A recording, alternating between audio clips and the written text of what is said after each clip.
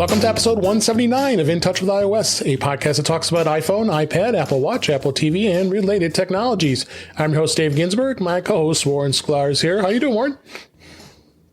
Full. Oh? I'm full. Oh, you're full. I think it cut you off. I didn't hear you.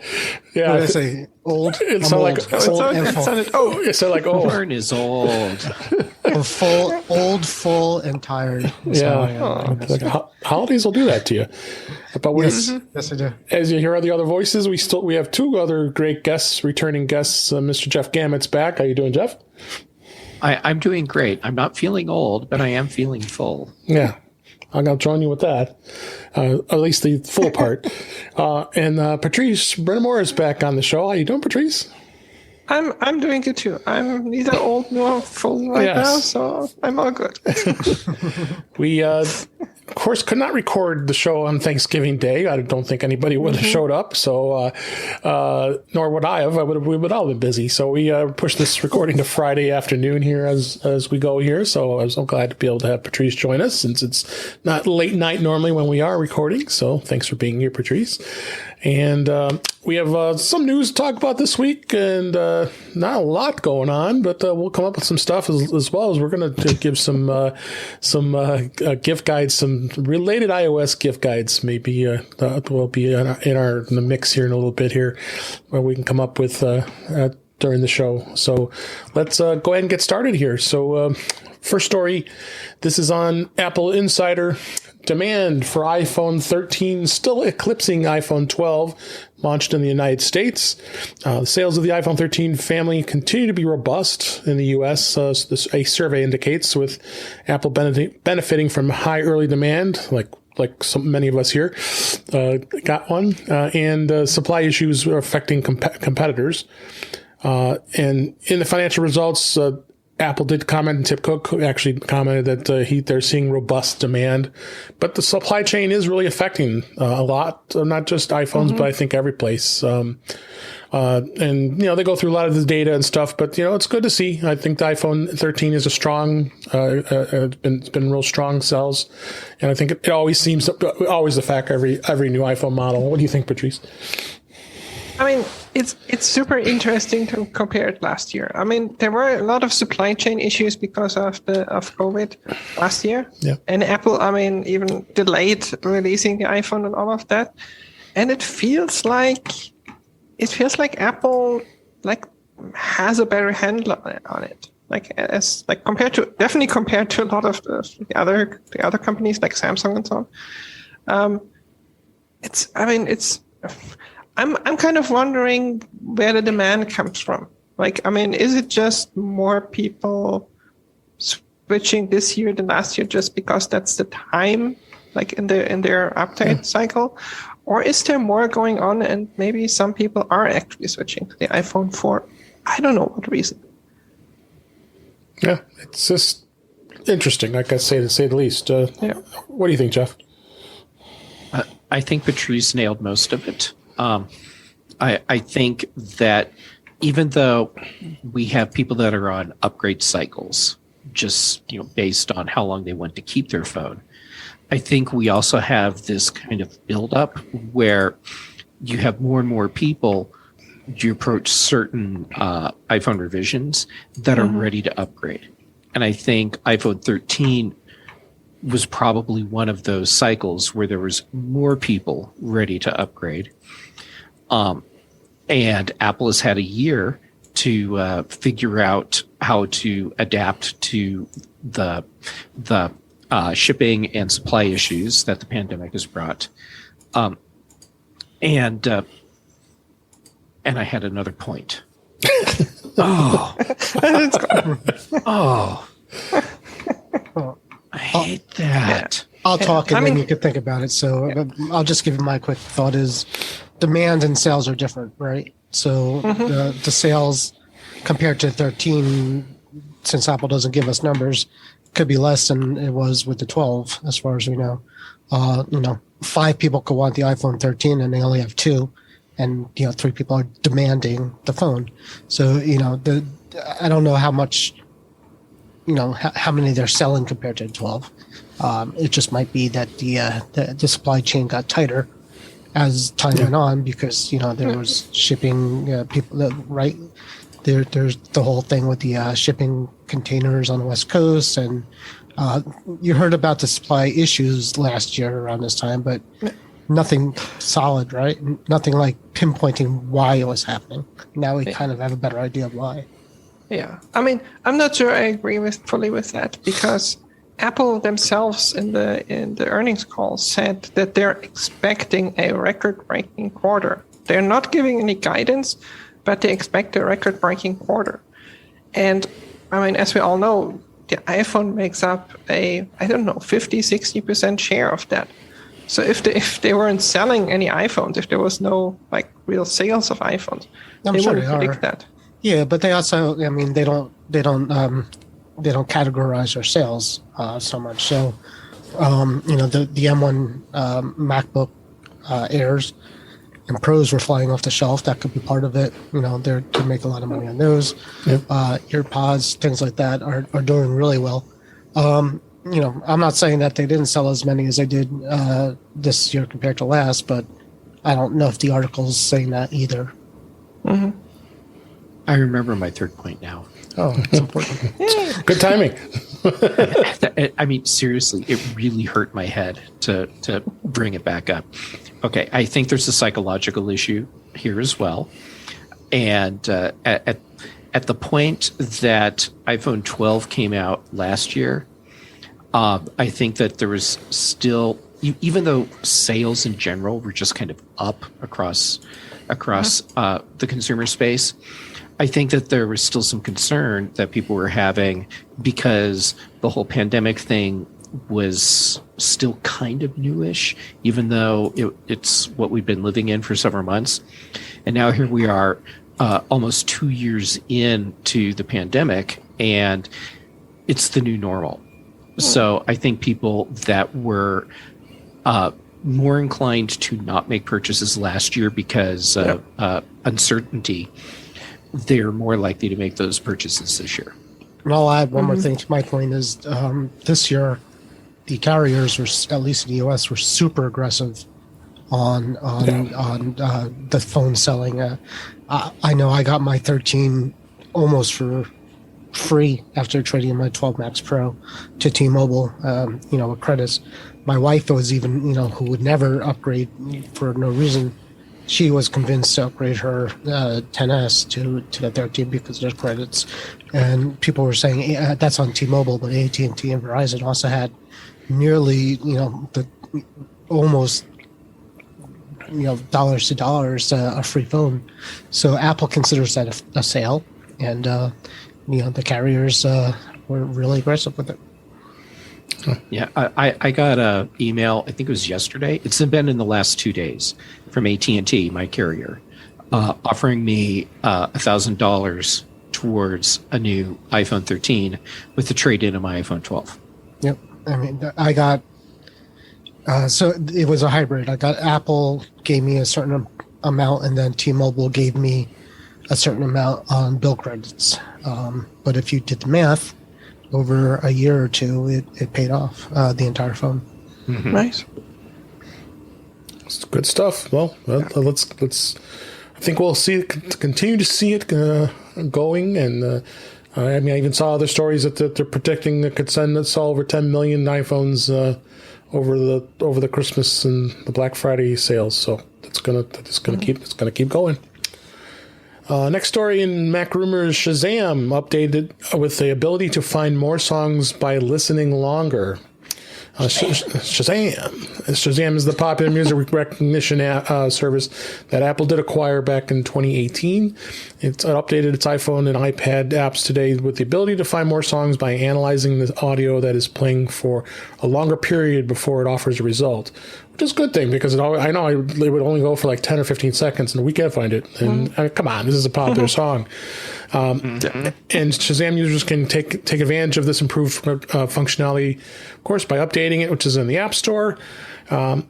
And Shazam is actually one of the oldest apps out there. It started in 2008. I remember it was like one of the very first apps I downloaded. I didn't have the very first iPhone. I went with the 3G was my first, so that was in 2008. So I've probably probably one of the very first users. I'm sure many of us were here. And it was a great service that allowed you to go quickly identify songs. I think it was a smart buy on Apple's part, and keeping the same brand really and integrating it into the OS as well as they've been doing. But they just announced a couple months ago that they've surpassed over 1 billion. That's a billion with a B, recognitions per month, making it one of the most popular music apps in the world. It's a great app. Yeah, what do you think, Patrice? Do you assume you use it a lot? I've used it here and there. I mean, usually when I play music, I play it on Apple Music, so I can just ask whatever device is playing what it is. That's true. But I mean, I still use it quite frequently when I'm like out and about, or I hear a song in a TV show or something. I mean, sure, I could just Google it or whatever, but it is a really great app. I mean, I've had that, as you said, where it's like, oh, this is a super popular song and you should know it, and the app just says no clue, or it gives you like a obviously wrong result where it's like, okay, no, this is not it, like completely wrong. So yeah, this is good, but it's a great app. I mean, the integration with Apple Music is awesome. Yeah, like you can Shazam like a song, and then just like with a click of the button, you're in Apple Music and you can have it. Absolutely. So perfect. Do you use it much, Warren? What do you think? I always forget to use it. So you can put it in the control center; it'll work for you automatically there. I think I did actually at one point, but go ahead. Oh, go ahead. Or ask Siri to do it. The things I wanted to try that I haven't tried yet is I think you could.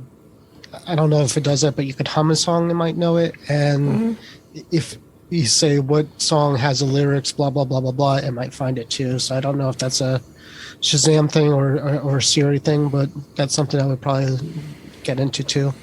But no, what I did do today was signed up for Tidal because it's $2 for 3 months, and then I'll cancel it. Just a little related music thing, but no, I don't use that much. My wife thinks I am Shazam. I'm pretty good with the music. I think I'm up there too. What do you think, Jeff? I think that Dave, you and I are probably OG Shazam users. Yeah, that's right. Because I remember when it came out, and I thought, "There's no way."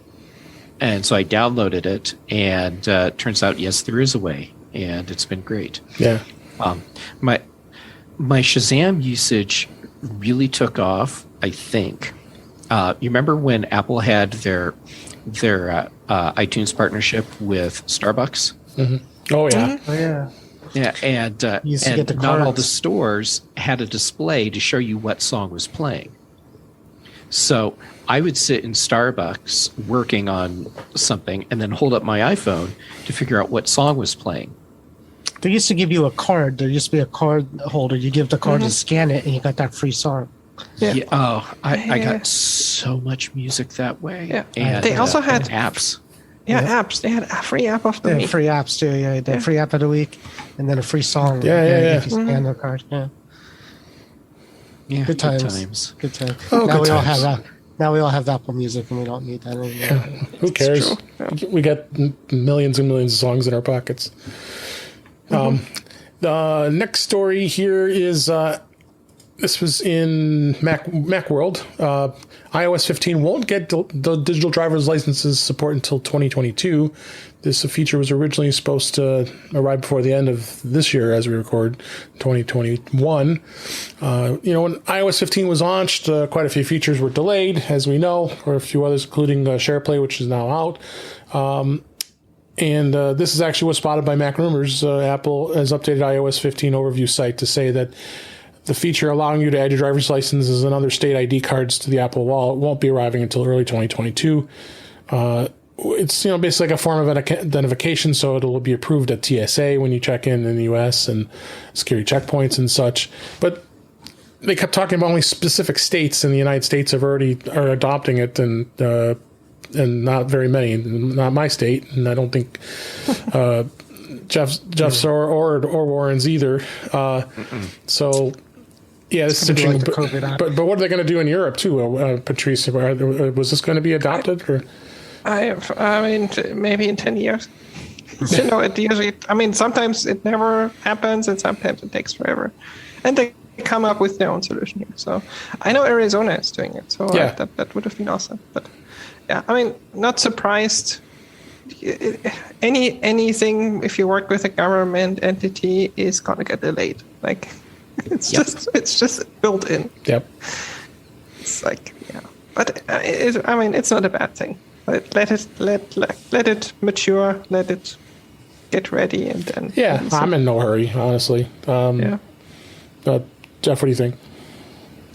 Yeah, Patrice got it right. When you're dealing with governments, there are inevitable delays. So, the fact that Apple said it was going to launch in 2021 to me is more surprising than the announcement it's being delayed to 2022. Yeah. And it's only a handful of states to start, and that doesn't surprise me either. It's just actually it's kind of a dumpster fire of systems across the United States for dealing with digital ID content, and I think there's a lot of states that invested a lot of money in crap solutions. Colorado, I'm looking at you. And, Illinois, I didn't do anything. The app that Colorado has for digital ID, it's kind of bad. A bad developer. They got to do useless because you don't even have statewide recognition of the digital ID system that Colorado has. So it's like a handful of cities will recognize the digital ID. So if you can't even get a state to adopt its own digital ID system, then how can you expect Apple working with the entire United States to get something like this to roll out on time, even for a small handful of states? Yeah, let alone the entire world. Yep. Good luck with that. Yeah. Yep. Yeah, we in Pennsylvania they were pushing the Real ID until COVID hit. And the Real ID, do you guys have the Real ID or yeah? Were they talking about Real ID? Is that a federal thing? Yeah. In U.S., So, I'm not sure about Austria, but Yeah, a U.S. thing, but that would have been No, in the U.S. definitely, yeah. Yeah, that would have been a good opportunity to try to do something digitally as well, and it's not. It's basically just another. I think they just typed the word "real" on your driver's license, and there you go. But Pretty much, yeah. pretty much. So, but yeah, I mean, not only you're dealing with the federal government, but you're dealing with every single state, and it's just it's a mess. Just real quick, like my son's in Ireland, and we were there, and the country is small, and it's pretty much, they're pretty self-contained. They could do things like that. They have a whole thing with the COVID where, like, everybody knows if you have COVID or not. They if you try to use your transit card or your credit card, you're tagged. So just an example is that's just something you can't do in a big country here, like in the United States. And when you go with the EU, you got problems with the EU as well. So it's a mountain. It's a big mountain to climb. Yeah, here they've talked about something that. That's why I said, like, it's probably going to take 10 years, and they're going to come up with their own solution. It's usually how the EU works. So. My feeling is they're going to come, like, how Apple released the washing your hands timer on your watch just in time for it not to matter. I'm pretty sure by the time they get this to come out, there'll be like something even different or better or whatever. Yeah, pretty much. For sure. Next story here. This was this is actually an iPhone hacks. Tim Cook explains why Apple launched the self-service repair program.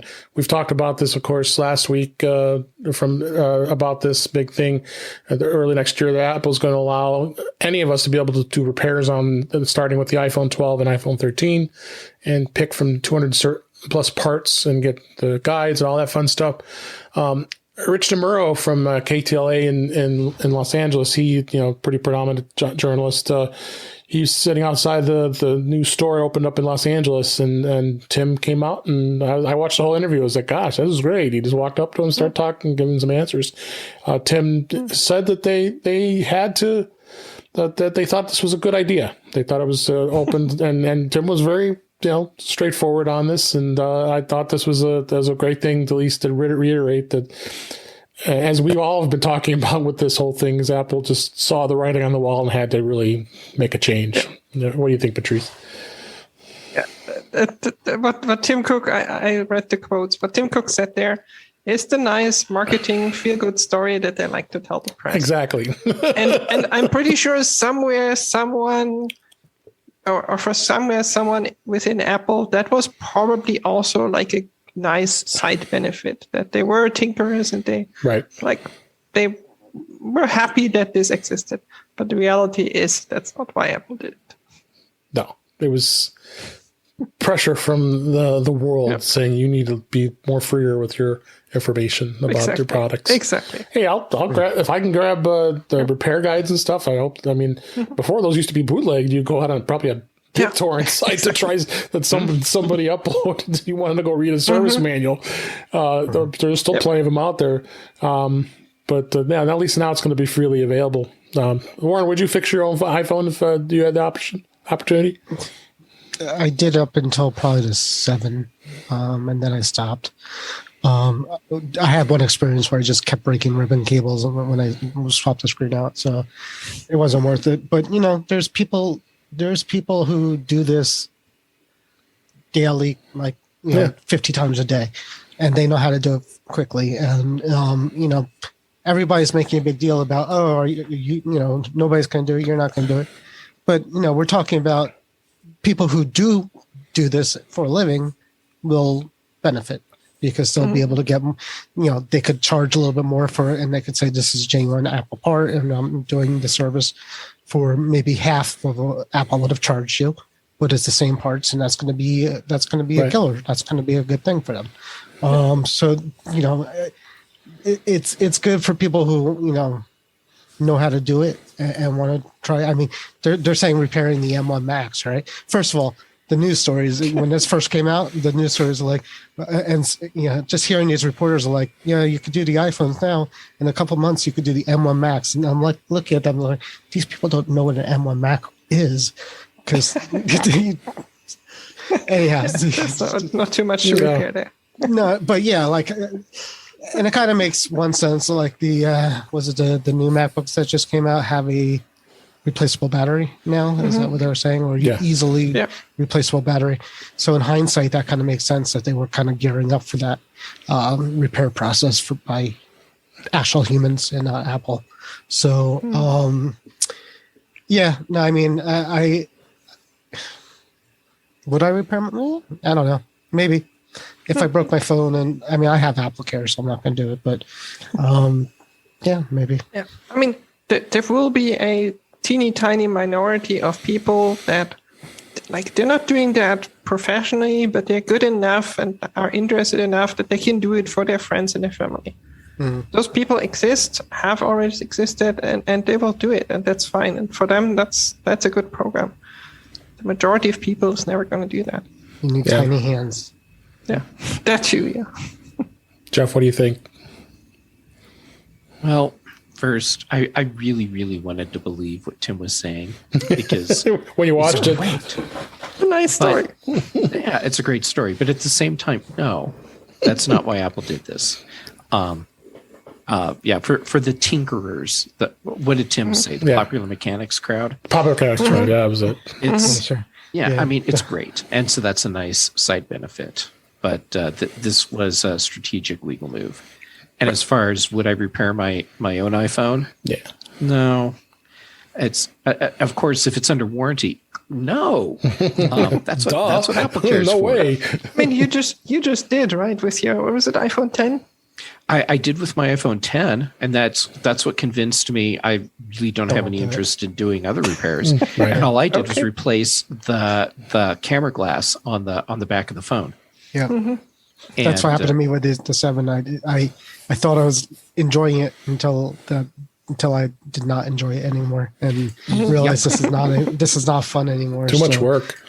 Yeah, I mean, I'm sitting there with safety glasses on, little bits of glass just flying everywhere as I'm scraping off the broken lens covers. Yeah, and extra screws are there. That's probably not that important. And I ended up, I had to lock my cat in the bathroom for a while because I didn't want her like stepping on or licking up little pieces of glass. And by the time I was done, I thought, well, okay, now I've had that experience. And I don't want to ever do this again. Maybe you could rent a robot that takes them apart for you. That's what I need. I need a 3D printer so I can 3D print a robot to disassemble iPhones for me. No, they have one. The Molly. What's the one that takes apart phones? They have one that has a name. Andy, Molly, or Richard. Something like that. Bob, something like that. Fred, the disassembly robot. Fred, the disassembly robot. I think they even have 2. The Yeah, they second got one a new disassembled one. the first one, right? Yeah. No, disassemble. No. Johnny 5. Oh, yeah. and Well, they tried to use Johnny 5, but he said no disassemble, and so they had to fire him. He had a strike sign on that said no disassemble, walking around, rolling around on his treadmill wheels. that's right. And I've just dated all 4 of us. Yes, you did. Yes, you did. Good movie. Last story here. This was an iDrop News. An actual Tesla smartphone is looking more likely. I didn't even know this, and this story was like kind of buried. This is actually back in the end of October. I guess in early 2021, designer Antonio De Rosa and his ADR Studio Design Lab released a mock-up of what the Tesla phone might look like. And it was basically a concept. But now there's rumors surfacing that Tesla really is planning to make a smartphone. And suddenly ADR's concept images start to look a whole lot more interesting. And they go through some of the features that they, again, this is all rumor, but you know, when you get Elon Musk involved and you know how much he loves Apple, that he is trying to go after a market that's very dominant by Apple. You know, things like a Starlink connection will be one of the most, which is part of the SpaceX, and Elon Musk handling that with creating low orbit satellites. That if he's doing that, then maybe these phones he'd be able to work with the satellites, and lots of other stuff that's listed here in the article, and of course integrated with Tesla. So I that'd be a no-brainer since iPhones are not integrated with Tesla. And Warren, you being a Tesla owner, what do you think of this? Well, I mean, I'm reading the integration with Tesla. Tesla app does everything this on the iPhone, does everything this says here. So it may not be integrated as far as like, you know, part of the operating system, but the app does. In fact, they just updated to do even more than this. So it's the first I'm hearing about this. Yeah, I just kind of someone mentioned it to me in passing. Didn't you hear about this Tesla phone? I'm like, no, we would have been talking about this, and I just happened to Google it, and then here it was. So I'm like, how did I miss this? Because this was early last month. I would say don't hold your breath on this one. I wouldn't either. Again, it's a rumor, so yeah, it's definitely a rumor. But yeah, the iPhone actually is more friendly with the Tesla than Androids, and I'm on a bunch of Tesla forums where, you know, people are complaining about the Android app not doing what the iPhone app does. So it does plenty. I mean, you could submit it; it works as your key. You know, would I like it to do some more? There's third-party apps too.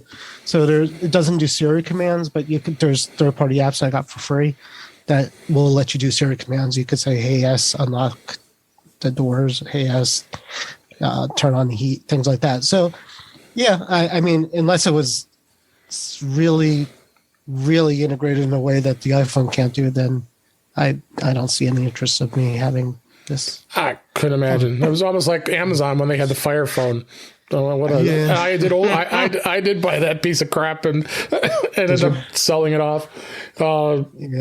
because it was so cheap at the time. And yeah, that was like the fire sale and the fire phone. Fire phone. Yeah. What do you think, Jeff?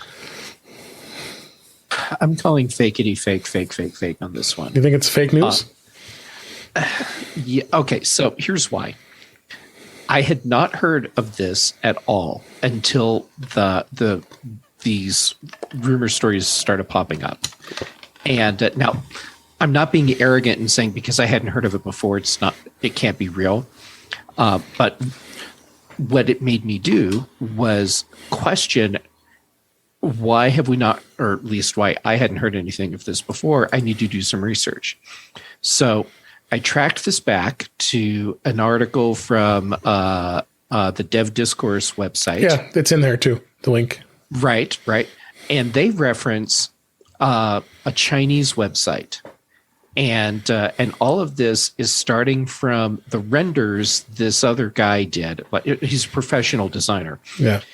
And what I am speculating is that this guy came up with these ideas of what a Tesla phone could be.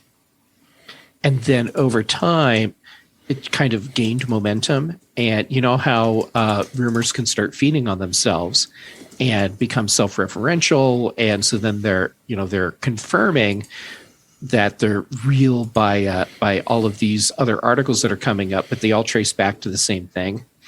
And that's kind of what this one feels like to me. Mm-hmm. And considering the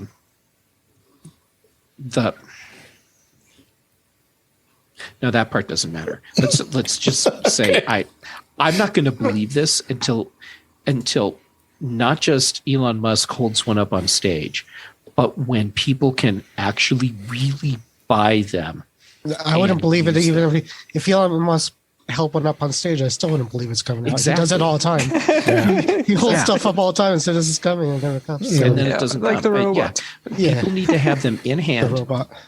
and show them working, and it needs to be people outside of the media circle, because they can make a bunch of prototypes and send them out to the media, and then the media's like, hey, look at this amazing Tesla phone I have, and then it doesn't go any farther. People need to be like literally purchasing these and using them before I'll believe that this is real.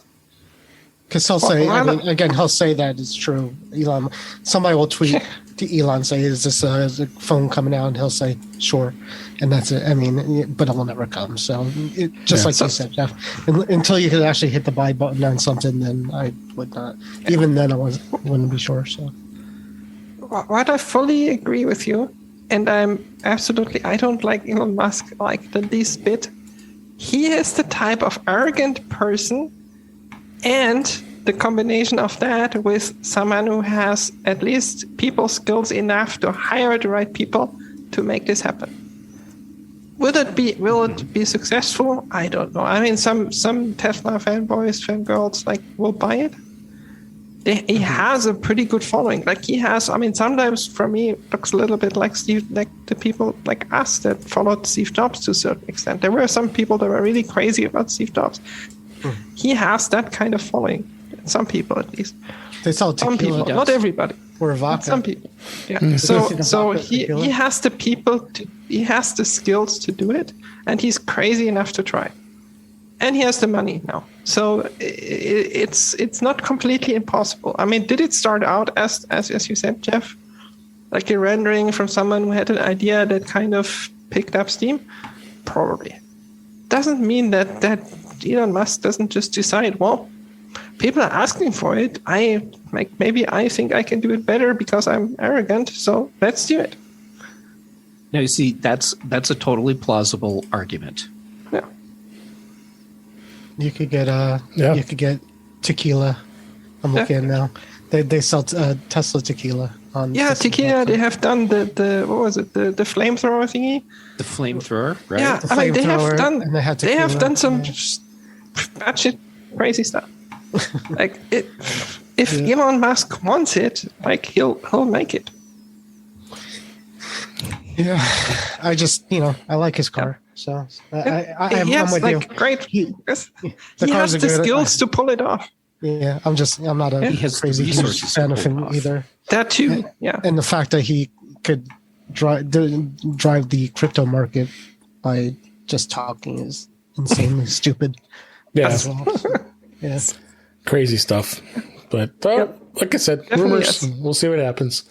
Let's move on to the topics this week. Beta, iOS 15.2 Beta 3 still going on. It's been 10 days since the last release. Have any of you seen any issues? Is it pretty solid? I haven't seen any on the devices I'm running it on.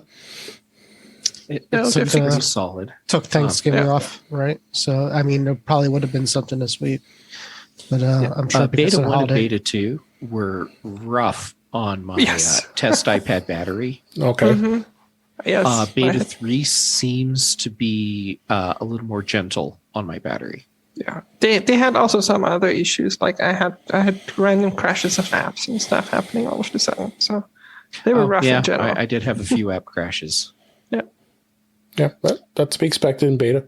But hopefully, I mean, back on track. We see a new another release next week, and they'll get to test some more here. So, Beta 3 did fix a problem I was having with slow Wi-Fi connection, meaning slow to connect to a Wi-Fi network. yeah.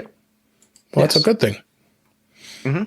That's a good thing. So, all right, next topic I want to talk about here is CarPlay. CarPlay's been a thing for about 7 years now. God, I can't believe it. That was 7 years ago when that first came out. That was seems like it was yesterday. And there's a lot of apps out there. And I found this interesting article. I wanted to talk about some of the apps I've had experience with using CarPlay. Everybody here, well, I know Warren doesn't because he has a Tesla, but you guys have a CarPlay in your cars? I do not. My parents have CarPlay, so I use it when I'm visiting them. So you just get in the car just to drive around just so you can say you tried CarPlay? Yeah, but what it did teach me is that I really want CarPlay. So Yeah. I'm going to do an aftermarket upgrade to my car. Oh, nice. I haven't had a car in the last 2 years. Well, that's why you have so- I forgot, Patrice, you don't have a car. Yeah, I don't have a car, but I mean, I have I rent a car every now and then, and I always make sure I test CarPlay. Okay. Like it's this important. Like I would yeah. never get a Yeah, car same. without CarPlay. My son's car has it, so I play with it there. And he's in college, so I can play That's with right. it. You can go drive it now because he's in It's school. sitting in my driveway. I don't want to drive his car because it's not a great car. But I'll sit in my driveway with CarPlay. Play with CarPlay. Okay, that's actually really funny. That is funny. That is funny. It would be funny. Oh my gosh. Actually, there's an article today where the first food ordering app is available for CarPlay. So There is. I'm gonna sit in my- yeah, Yeah, I'm looking. put that link. We'll put that in the show notes.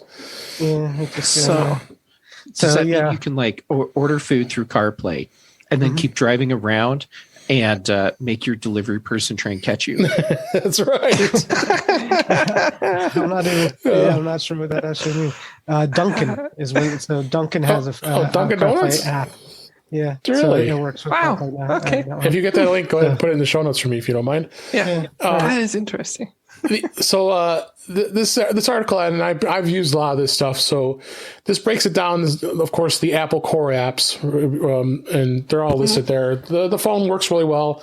I go back and forth between my integrated in my car. I have the Uconnect through my Dodge, and the iPhone. It's always hard too. You got to have to plug it in with a wired connection. It doesn't have wireless. It's a 2018, so I don't have that option yet. I'll talk about that in a little bit here.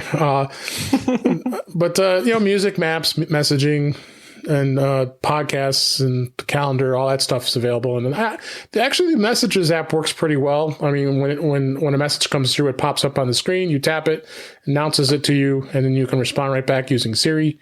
So that's worked real well. I've used that quite a few times. But I'm not going to go through every single thing that's listed here, but some of the things I'm notable, like audiobooks, you have a whole catalog of stuff, including Audible and a lot of the other stuff that's really good. Communications apps, I can actually, that's not listed here. I've actually had a Teams meeting, audio, of course, doing that as well as Zoom. And I've for used that.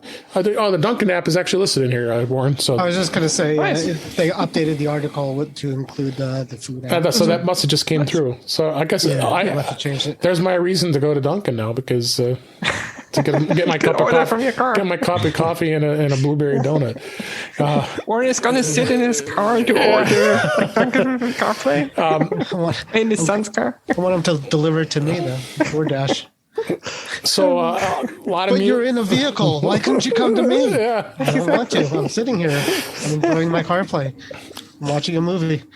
A lot of music apps. Of course, Apple Music be the standout. Even have Sirius XM here in the States available, and YouTube Music work. I've used that before. It works really well. The Podcast apps a lot. Radio Paradise. I don't see that listed here, but it does. They do work, and I kind of like that. App's got all kind of cool music. So there's tons there. Navigation, of course, the Apple Maps and Google Maps are the key ones. Waze, so lots of them out there. So news and sports, there's a lot of those apps that are out there. I tried to use MLB at Bat during the baseball season. It didn't seem to work well. Wasn't too excited about it. But most of the stuff you can get through many of the music apps like Odyssey, which is the CBS radio stations around US. That tends to work pretty well. The podcast app, my favorite is Pocket Casts. It works really well and able to browse. Only bad thing is you got to be careful because you get so into a habit of wanting to browse through all your podcasts that you have, and it's only limited. It limits you. You don't go to the next. If you go past page one, you aren't getting very far. So, Yes. But check this information out. The CarPlay is really becoming a really a great, robust system. Whether it be integrated with your radio or like Jeff's considering getting an external head unit for it, or not external. You're gonna replace your radio probably. Yeah, I'll just swap out my head unit. Yeah, it was difficult for me because my car has all the integrated stuff with it, with the heat. And I mean, yeah, it has the mechanical knobs and stuff. But then I worry I would lose all. I mean, even they say it's part of it, and you can integrate some of the wiring to those head units. Because I had an older car that didn't have it, and I considered it, but I was like, do I really want to go down that road? Because I have all that integrated stuff. So yeah, but now it's included, so I don't have to worry. So. If I glue an iPad to my screen, I could do that. You can do that. Or just put a hinge on it and just lift it up. So when you have to get to the other stuff, I mean, right? I think there was some aftermarket thing where you could use an old iPad basically as a like CarPlay head unit. Yeah, I've So, seen that too. Yeah.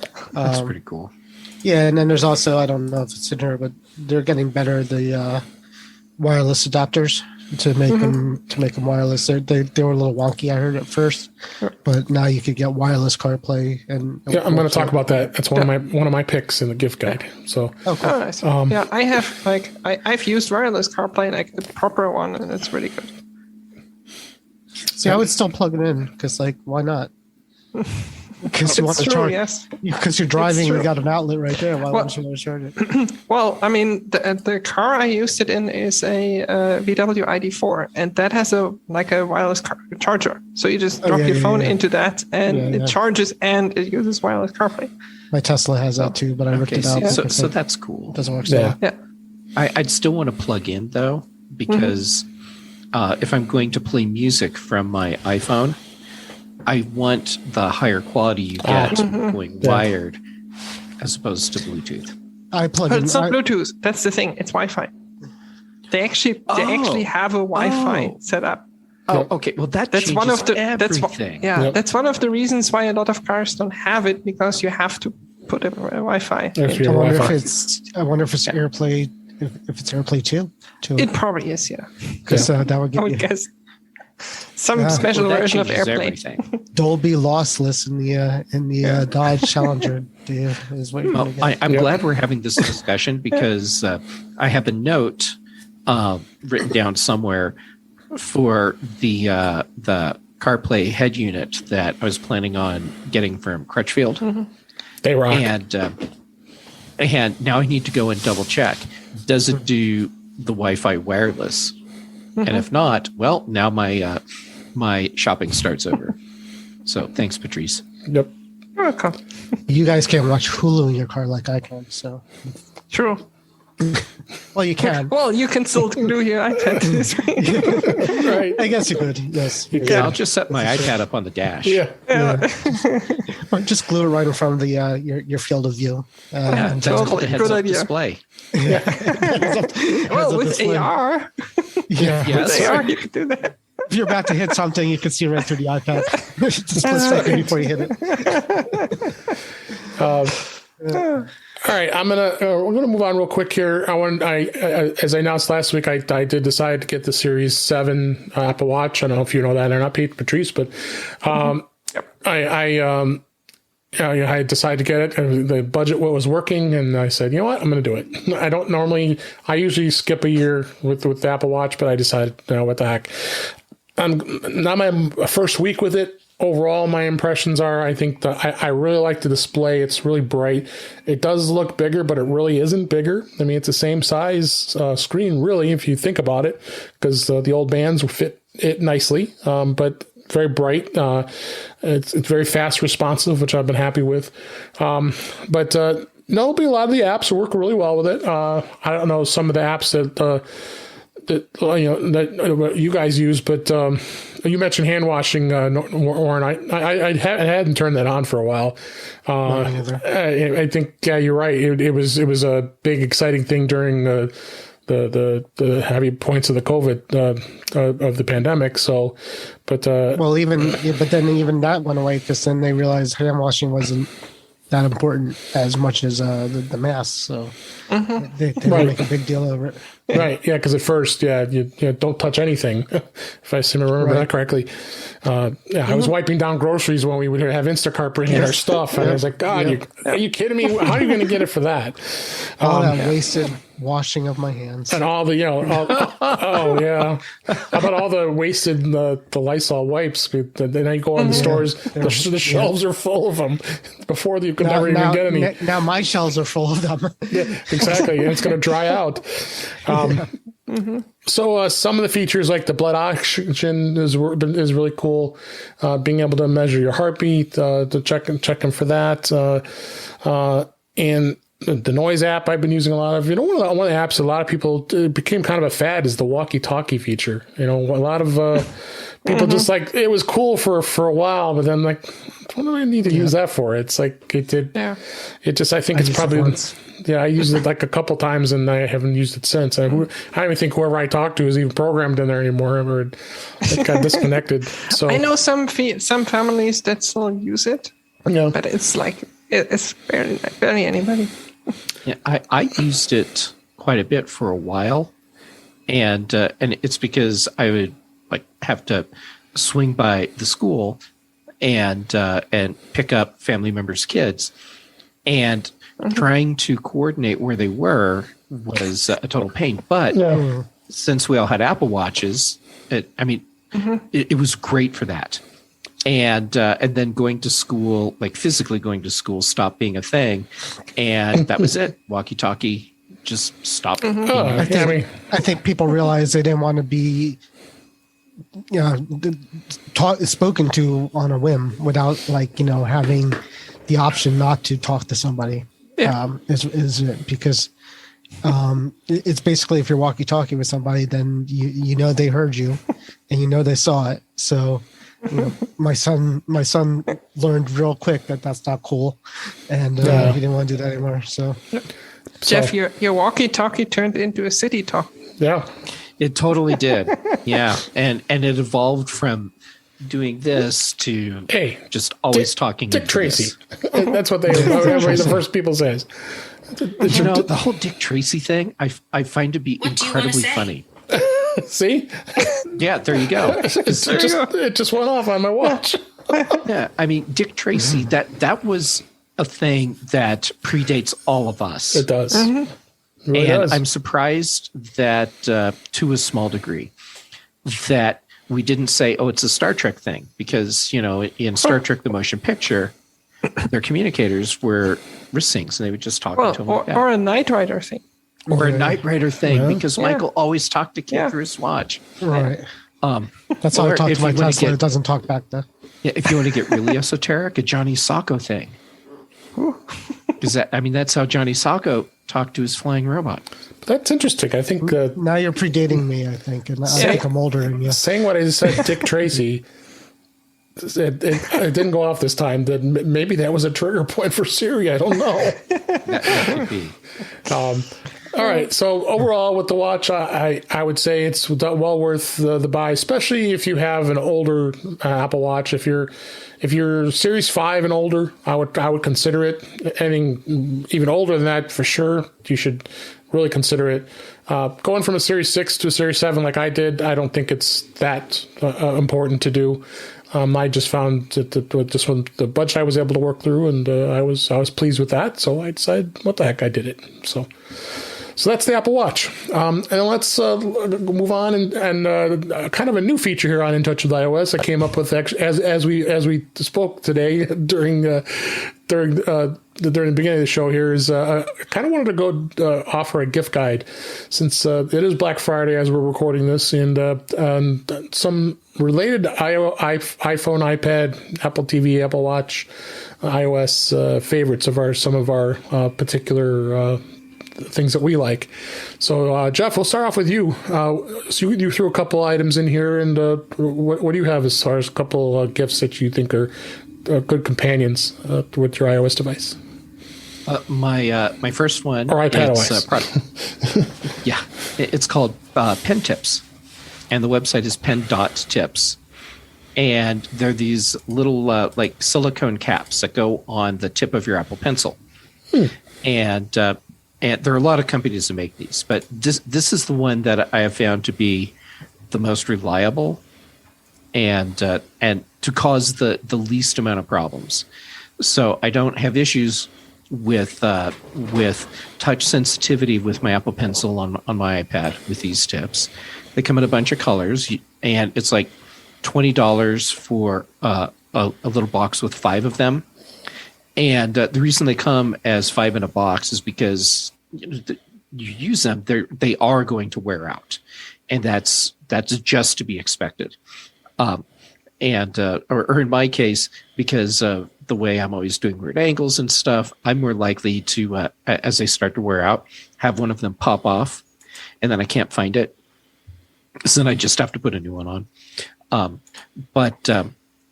It's like $20 for a pack of 5, and you have to buy them directly from the company, and they ship anywhere in the world, and they're really fast with getting stuff to you. And I think they are doing a Black Friday deal as well. And you can choose from a bunch of different colors for your pen tips. This looks great. So yeah, I'm happy with mine.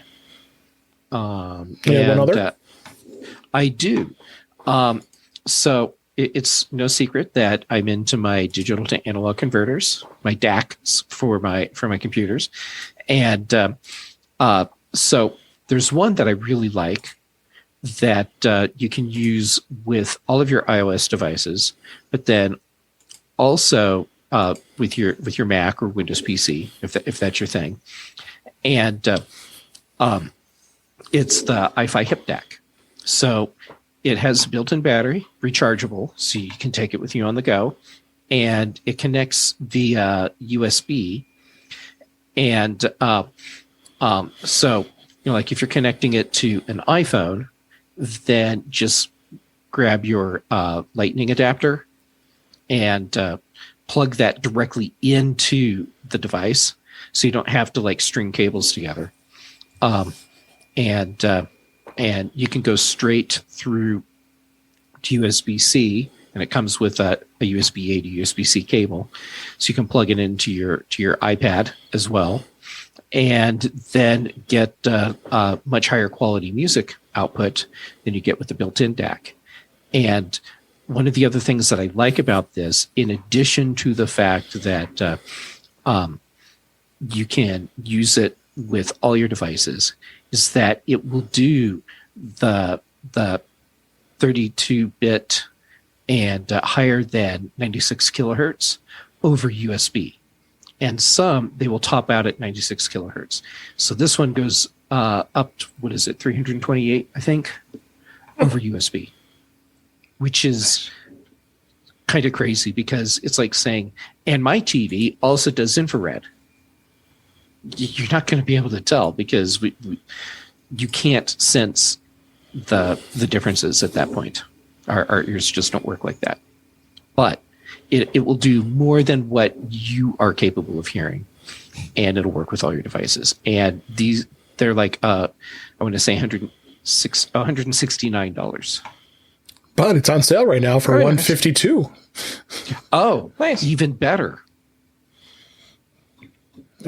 Nice. I think you spent my money. Yeah, you're killing me. I just got the, as I said, title subscription for 3 months. Now I might have to do this. Oh, yeah. Okay, then Warren, here's a pro tip for you.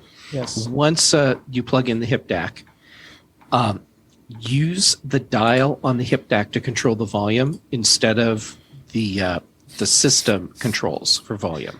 Oh, that's a volume button. It looks like how you open up the bottle to drink the vodka. So it does look like a It totally looks like a hip flask, a flask. Yeah. which I think plays into the name of hip DAC. Maybe, yeah. I think it's totally portable. No, it looks cool.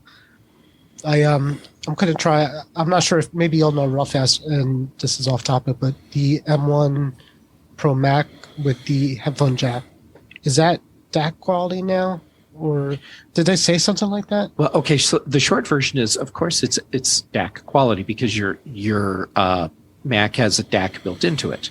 Okay. But if you want to have the audio quality that comes along with the lossless files, you still need an external DAC. Something like that. Will this work on a computer too? Absolutely. Yeah, it's got So, USB. And it comes with USB cable, so you can just plug straight in. Ferb, I know what I'm getting today. All right. Well, since you know what you're getting, also tell everybody about your pick, Warren. So I didn't get this, but I was looking through the Lightning deals, and this came up, and I was actually surprised to see it. And basically, it's a replacement. It's a non-Apple replacement charging case for the AirPods. They have white and black, and it is for the AirPods 1 and 2. But if I needed one, I would consider doing this because A, you got a return policy on Amazon if it doesn't work, and B, it's even with the sale now, it's a lot cheaper than going through Apple. So, for $29, if you want to have a second AirPod case, or if you lost your original one, I would give it a try. There's 450 ratings, and some say it's junk, but a lot of people say it's not. So, I found that pretty interesting because I didn't know that Apple allowed it to actually happen. So, Yeah. But I mean, it was on sale maybe today. this one actually properly charges your AirPods because there have been so many people with issues where they don't charge properly. Yeah. Yeah. And it's wireless Plus, too. And you could get it in black, which is actually kind of neat. As far as white, you can't get the actual AirPods in white, black. I mean, but yeah. So that's I just Nice. if they came out for ones with the Pro, I would try those, but I didn't see any for the Pro. No, just the standard. Yep. All right. And Patrice, what do you have? I have two really cool apps for you. One is an app, one is more a service. The app is Airmail. I'm on a probably lifelong, or at least as long as email has existed, and I've used email, search for a really good email app. And I've tried almost all of them at this point, and I've recently switched back to Airmail. Back when I tried it like a couple years ago, it was less than reliable. Let's put it that way. I saw some of the code in the background. I'm like, yeah, okay, that's not good. But I think it's a French guy who's working on that, or a French company. I've been constantly working on it, and it is really, really good, especially for someone like me who has, 10, 15 email accounts. It is it's available on iOS, it's available on macOS. I don't know if they have any other platforms. I've not checked, but it is a really, really solid app, and it actually works really well. It's free in the basic version, which I think only supports one email account. For a lot of people, that might be enough. But if you need more, the AirMail Pro subscription is $2.99 a month, or just $9.99 a year. And I think for that, like for an app that I use every day a lot, it's basically nothing. Yeah. And I think I convinced Jeff to give it a try, right? Did I remember that correctly? And I just got busy leading up into the holidays. Yeah. So I haven't put it back on my Mac yet. Yeah, it is. As I said, I've been using it for a couple of weeks now, and it is like the new version that I have is really, really good. So that's one. The second one is a Apple service, Apple Fitness Plus. It's one of those services not a lot of people seem to talk about. Even when Apple announced new changes and new things coming to it, like during the Apple keynote, I saw very few people actually talking about it, which is sad because it is such a great service. I use it multiple times a week. I do different kinds of exercises. I love the dance exercises. I mean, I'm not a dancer. I'm not very well coordinated, but I don't give a crap because it's just so much fun to do. So I do that usually on the weekend when I have 20, 30 minutes. I'll just do I'll dance in my bedroom where my Apple TV is for 30 minutes. The integration, it's something that Apple does really well. The integration between the Apple Watch and the Apple TV or the iPhone or the iPad, depending on what device you use, is just really good. And you get everything you would expect from Apple. And they have so many different kinds of exercises now. It doesn't get boring. I can switch between, I'll do dance, I'll do high intensity interval training, I'll do yoga, I'll do meditation, it keeps going. There's so much stuff, and they're constantly adding new people and new content and so on. It's not cheap. It's cheaper than a fitness studio. It's $9.99 a month or $79.99 a year. Or you can get it as part of your Apple One Premier plan. Or if you buy an Apple Watch, you get 3 months for free. There you go. So, yeah, it's really good. When you dance, the camera does capture you and broadcast. That would be awesome. No, that would be awesome. No, there's no camera, so. No, they're really good. And what I really enjoyed, I've tried other apps. What I really enjoyed was they have always 3 people on it. There's the main coach, and then there's one person who does let's say the simpler or the less intensive version, and there's one person who does the more intensive version. And you can just follow whoever you want. And they actually encourage you to just do your own thing. Sometimes they just say, it's fine if you can't follow this. Just keep going, keep doing it your way. It's fine. You don't have to be perfect. You just have to have fun. So it's good. Yeah, I need to use it more. I don't. I have the Apple One bundle, so. Yes, not a lot of people talk about it. No, yeah. I also have it, and this is going to be one service I will not be using right now. So. Because you can't do it sitting in your son's car. Yeah. Playing with CarPlay. I can't do it sitting. Doesn't matter where I'm sitting, but that's usually what I'm doing nowadays. So. I think they have sitting yoga. So. Do they? Yeah, I think so. I think I've seen something. Goats. Thanks. So chair yoga, I think. Appreciate all your gift guide picks, and then I'll pick mine. I actually picked this up today. Actually, as we record this, I'm going to try it out. This is a wireless CarPlay adapter made by a company called CarLinkKit. The links in the show notes specifically for model years for 2017 and 2018. I have a 2018, but it does provide wireless connections to your iPhone to allow it to connect to CarPlay. It's got, it looks like about the size of an iPhone, actually. It's a little box. It'll plug into the USB port in your car. And in fact, my USB port is inside my little glove box between seats, so I can just put it inside and it should be hidden. But it'll be nice. I would like to try it out. I'm going to give it a shot, see if it works or not. It does have plug and play. It'll pick it up. And I read some of the reviews, and some people were saying that there is a bit of a lag sometimes, which is to be expected with wireless. But the nice thing is I don't have to mess with anything. It's going to integrate with what is already provided in the factory radio. And we'll see what happens. I mean, it's not too terribly expensive either. It's only $86. That's not bad. And so it's not a bad deal at all as far as this device. I'm looking at the price history on this, and it's currently available at the lowest price it's ever been. Yeah. Wow. Yeah. So it's definitely cheaper than a new car or a new head unit. Or a new head unit, right? But the problem is you have to have a head unit that has CarPlay, and this is for the factory car. And, I read through a lot of the reviews. There's about 466. There was about 165 extra questions and some pretty good amount of reviews. So it's got 4 stars on Amazon. So, we'll see how it goes.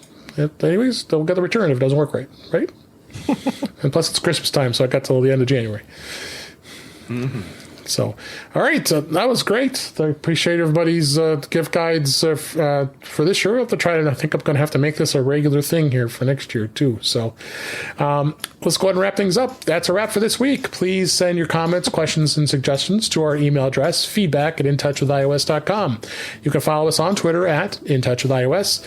We usually record the live stream on Thursday nights at 7 p.m. Central, 8 p.m. Eastern, 5 p.m. Pacific on our YouTube channel, youtube.com/DaveG65. We're also going to watch past streams and listen to all the episodes. Visit our In Touch with iOS magazine on Flipboard, where we have many of the topics that we discuss are flipped on Flipboard there. So you can check that out. You can also subscribe on in your favorite podcatcher, including Apple Podcasts and many others. But better yet, go to our website, intouchwithios.com, where all the links to all the ways to listen to us are there. I am Dave Ginsburg. You can find me on Twitter @DaveG65. Jeff, thanks for being here as always. Where can people find you? Well, thanks for having me back. It's always fun to get to hang out with all of you. You can find me on Twitter and Instagram, JGamet on both. YouTube.com/JGamet for my videos. All this week I've been on macOS Ken in a few minutes. And Tuesdays, Mac Voices Live. Thursdays, The Big Show. Fridays, The Mac Show. Great. And Patrice, thanks for being here. Always a pleasure having you on the show when we can. Where can we find you? Yeah, thanks for having me. You can find me as well with David and Jeff on the Mac Show on the British Tech Network every week, and also with Jeff on the Big Show. I have a podcast called Foodie Flashback, where I talk to really random people or interesting people about food and their food-related stories and memories, I did with Jeff and with David. And I'm definitely going to get Warren on as well to talk about what his food story is. I'm very interested in that. You got the right person for that. As I say. We're going to set that up. Right. Yeah, and you can find that on foodieflashback.com. And everything I'm doing and all the social media links you can find on thepatrice.com. All right. Warren, where can people find you? Well, I'm hoping to do that food show because now, I got to think about that now. Well, you can go back and listen to how Jeff and I did ours. So, yeah, it's definitely not going to be Chicago pizza. So, well, I do that. Good. I tried it and did not like it. You can find me on the Mac to the Future Facebook group. I could do once in a while. I'll join Chuck on his show on Tuesday nights when possible. And other than that, I use this time to say thanks to Jeff and Patrice. It was great talking to you guys. All right. And thank you for listening. Hope you enjoyed the show. We enjoyed doing it. And we'll talk again soon.